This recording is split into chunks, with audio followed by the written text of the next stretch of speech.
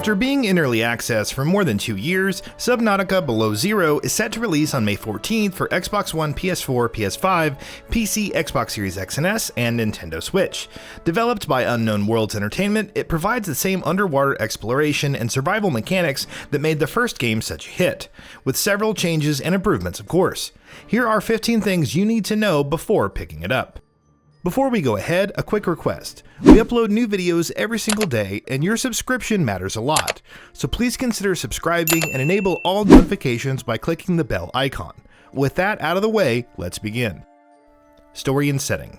Subnautica Below Zero features dedicated voice acting, some cutscenes, and a few scripted sequences to shake things up. The plot takes place 2 years after the first game's events. It sees Robin Ayu traveling to planet 4546b to find her sister Sam after the latter has gone missing. This time around, players explore an Arctic region that's full of new threats and dangers along with sub-zero conditions. The Altera Corporation, responsible for launching the Aurora in Subnautica, also plays a part. Characters. Along with Robin and Sam, there are several other characters involved in the mysterious planet 4546b. Fred LaChance was featured in a recent trailer doing his best to survive, though how he pops up in the full game is unknown. Marguerite Maida was seen in the State of Play trailer, having been a security guard on the Degassi when it crashed on the planet, which players discovered voice logs for in the first game. Other characters also figure into the story, but we won't spoil anything here. Game modes. Much like the first game, Subnautica Below Zero has 4 modes to choose from.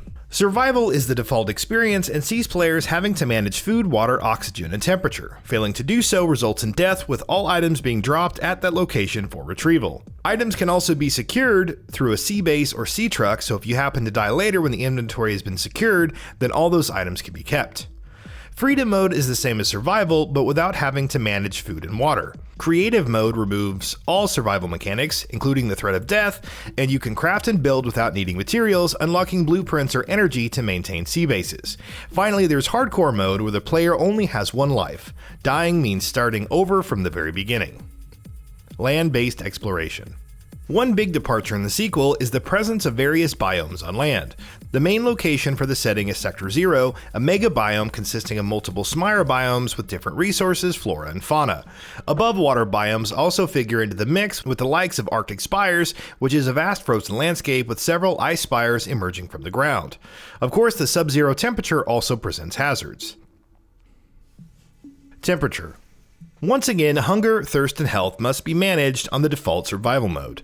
Having edible food and clean water along with maintaining oxygen levels while exploring is key, lest deaths swiftly take you. Temperature is a new condition on top of this, as players must stay warm in order to avoid catching hypothermia. This is especially challenging in the above water biomes, but can be done by eating certain consumables and locating steam vents, hot springs, and thermal lilies. Dynamic weather. While the weather doesn't currently affect one's temperature, blizzards can restrict vision and make it harder to navigate, with whiteout blizzards obscuring vision beyond 1 foot. Electric storms will cause lightning strikes around the player and also slightly affect vision with fog. Of course, there's also a chance for Aurora Borealis to occur at this time of the year in this part of the world, but unfortunately only at nighttime. Snowfox. Thankfully, you won't have to trudge around on foot continuously in the tundra. The Snowfox hoverbike is one of the new vehicles and is all about speed and even capable of making jumps.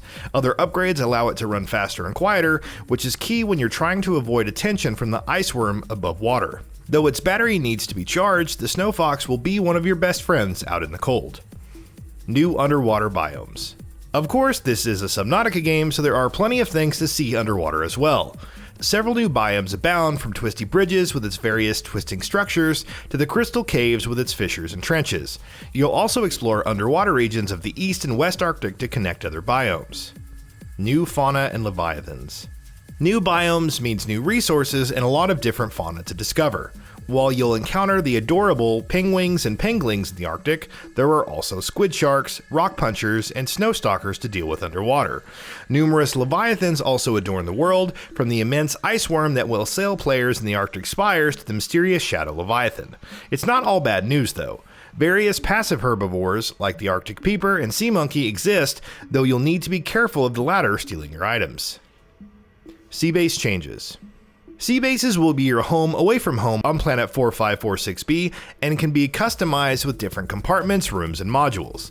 Below Zero still allows for decorating rooms with desks, beds, chairs, signs, vending machines, and so on, along with having a jukebox, which we'll talk about more shortly. However, rooms are bigger and can have partitions for properly dividing sections. You can also place reactors in large rooms instead of a multi-purpose room only.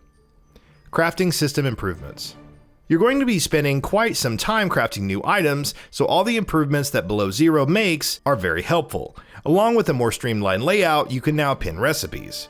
When you have materials to craft an item, it will be highlighted in blue while its corresponding section is highlighted in green, helping to cut down on checking and rechecking requirements.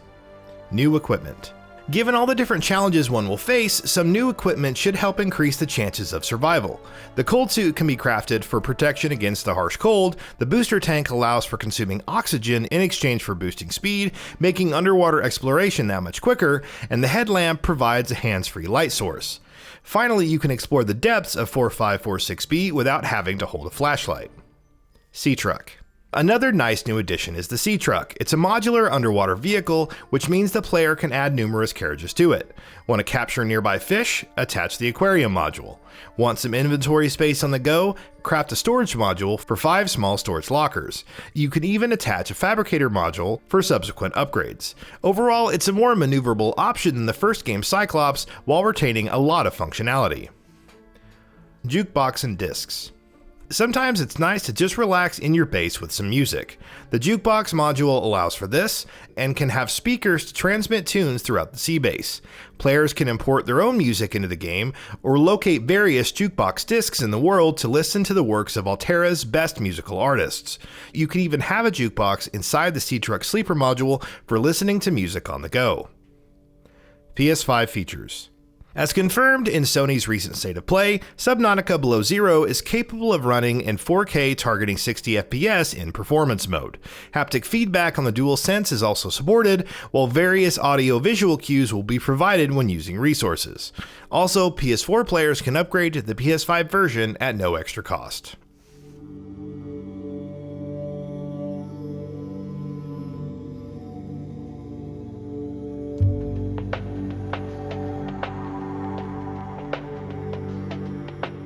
So, what are your thoughts on this? Go ahead and share them in the comments below. And if you like this video, please subscribe to the channel and enable all notifications by clicking the bell icon to get new video updates. We upload every day and we would really appreciate your support. Thanks for watching.